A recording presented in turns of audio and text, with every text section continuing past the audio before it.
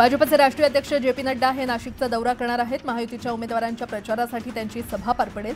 सिडकोतील राजे छत्रपती संभाजी स्टेडियम लगतच्या तेज बँक्वेट हॉलमध्ये जे.पी. नड्डा यांची सभा पार पडणार आहे। मुख्यमंत्री एकनाथ शिंदेंच्या सभांचाही धडाका आज पाहायला मिळणार आहे। नांदेड, सांगली, पंढरपूर, पुरंदरसह मुंबईमध्ये एकनाथ शिंदेंची जाहीर सभा होणार आहे। शिराळा मतदारसंघात महायुतीचे उमेदवार सत्यजित देशमुख यांच्या प्रचारासाठी उपमुख्यमंत्री देवेंद्र फडणवीस यांची सभा होणार आहे। तर संध्याकाळी 6 वाजता कसबा मतदारसंघात हेमंत रासतेंच्या प्रचारासाठी फडणवीसांच्या जाहीर सभेचं आयोजन करण्यात आलं। शहापूरचे युतीचे उमेदवार दौलत दरोडा यांच्या प्रचारासाठी उपमुख्यमंत्री अजित पवारांची सभा पार पडणार आहे। दुपारी 3 वाजता अजित पवारांच्या सभेचं आयोजन करण्यात आलं आहे।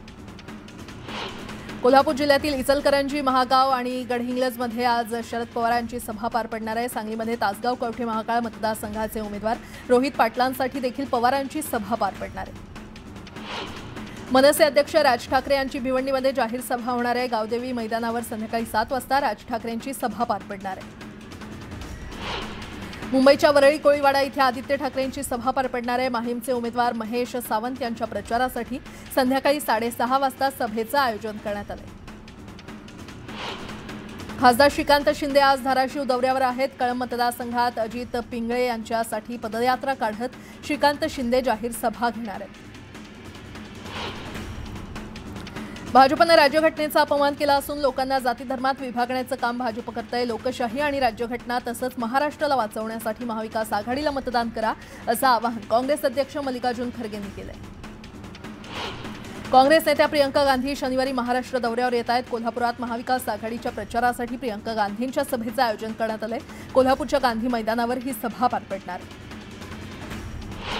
हडपसरमध्ये प्रशांत जगताप यांच्या प्रचारासाठी शरद पवार यांची सभा पार पडली। मी महाराष्ट्र फिरतोय, हजारांच्या संख्येनं लोक सभेला येत आहेत, त्यामुळे लोकांना महाराष्ट्रात सत्ता परिवर्तन हवंय असं वक्तव्य शरद पवार यांनी केलंय। शरद पवार गटाचे भिवंडीचे खासदार सुरेश म्हात्रे यांनी महाविकास आघाडीचे उमेदवार संदीप नाईक यांच्या प्रचार सभेला हजेरी लावली। यावेळी त्यांनी संदीप नाईक यांच्या विजयाचा विश्वास व्यक्त करत बदलापूर घटनेवर भाष्य केलं। बदलापूर प्रकरणात अनेक आरोपी अजूनही मोकाट असल्याचं म्हात्रेंनी म्हटलं। पंतप्रधान मोदी जितक्या जास्त सभा घेतील तितक्या आमच्या जागा वाढतील असा टोला खासदार निलेश लंके यांनी लगावलाय। मोदींच्या सभांचा फायदा आम्हालाच होईल असंही लंके म्हटलंय। विक्रोळीत ठाकरे गट, शिवसेना आणि मनसेमध्ये तिरंगी लढत सुरू आहे। दरम्यान महादेव जानकरांच्या राष्ट्रीय समाज पक्षाचे उमेदवार हेमंत पवारांचा अनोखा प्रचार सुरू आहे। घरोघरी जाऊन हातात पक्षाचा झेंडा घेऊन आणि पत्रक वाटून हेमंत पवार प्रचार करतायत। त्यांच्या प्रचाराची हवा सध्या विक्रोळीमध्ये पसरली आहे।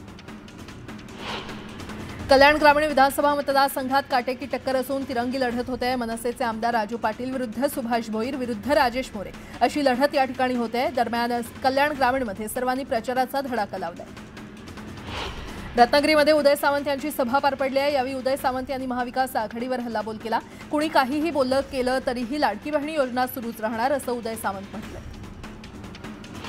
काँग्रेस आणि विदर्भाचं एक वेगळं नातं आहे। विदर्भातून काँग्रेसला काढता येणार नाही असं कन्हैया कुमार म्हटलेत। येणाऱ्या 20 तारखेला महाराष्ट्रामध्ये परिवर्तन करून दाखवा, गद्दारांपासून महाराष्ट्राचं संरक्षण करायचंय असं आवाहन त्यांनी केलं।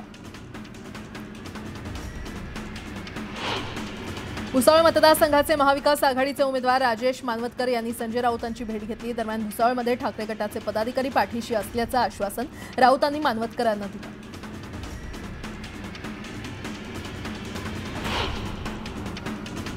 18, 19 आणि 20 नोव्हेंबरला शिक्षकांच्या निवडणूक कर्तव्यामुळे शाळा भरवणं शक्य नाहीये, म्हणून शाळेच्या मुख्याध्यापकांनी शाळा बंद ठेवण्याबाबत निर्णय घेण्यासंदर्भात आवश्यक त्या सूचना देण्याचे निर्देश शिक्षण विभागानं दिले। घाटकोपर ते वर्सोवा धावणाऱ्या मुंबई मेट्रो वनकडून निवडणूक कर्मचाऱ्यांसाठी आपल्या फेऱ्यांच्या वेळात बदल केलाय। पालिका आणि इतर निवडणूक कर्मचाऱ्यांसाठी मेट्रोच्या फेऱ्या पहाटे लवकर ते मध्यरात्री उशिरापर्यंत सुरू राहतील। गेल्या 1.5 महिन्यात मुंबई विमानतळावर 21 धमक्या आल्यात। नुकतीच अझरबैजानला जाणाऱ्या विमानामध्ये बॉम्ब ठेवून प्रवासी प्रवास करत असल्याची धमकी केंद्रीय औद्योगिक सुरक्षा दलाच्या नियंत्रण कक्षाला आली होती। मध्य आशियातून हिमालयामध्ये येत असलेल्या थंड वाऱ्यामुळे उत्तर महाराष्ट्रात किमान तापमानात वेगानं घट झाली आहे। नाशिकमध्ये राज्यात सर्वात कमी म्हणजेच 13.3 अंश सेल्सिअसची नोंद झाली आहे। पर्यावरण नियमांचा भंग करणाऱ्या खासगी रुग्णालयांवर महाराष्ट्र प्रदूषण नियंत्रण मंडळानं कारवाईचा बडगा उगारलाय। मेडीलाईफ मल्टी स्पेशालिटी हॉस्पिटल आणि ऑक्सिकेअर हॉस्पिटल या 2 रुग्णालयांना मंडळानं नोटीस बजावली आहे।